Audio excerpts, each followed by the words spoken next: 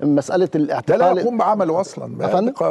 هذا مجلس لا يقوم بعمله حينما يصدر من يعني هو رأي من حضرتك منظمات طبعا. حقوق انسان دوليه زي الهيومن رايت ووتش وزي الامنستي وزي المنظمات دي كلها، ودي منظمات معروف تاريخها في احترام حقوق الانسان وليست مسيسه هذه المنظمات، وليست مسيسه، واي حد وتقاريرها حينما تصدر تقارير مثلا هيومن رايتس ووتش الاخير ده تقرير منتهى الامانه ومنتهى الدقه ومنتهى التعبير عن الحاله من حكم معلومات، حتى مع يعني سحبها لشهاده احد يعني المصورين والصحفيين لانه طلب يغير شهادته. ده بالعكس ده دليل على امانته. طيب كويس. لما يعني هنقول لي شهاده لمنظمه ثم اقول له انا اريد ان اسحب شهادتي، من حقي ان اسحب شهادتي. يعني ما فيش اي تسييس في تقارير هذه المنظمات ضد السلطه من وجهه نظري لا فيش تسييس، ولا تستخدم من قبل الانظمه الغربيه التي تضغط على الحكومه المصريه. ده موضوع ثاني. يعني انت حينما تقول ان التقرير تستخدم من الانظمه للضغط على النظام المصري، هذا بالنسبه لي مرفوض.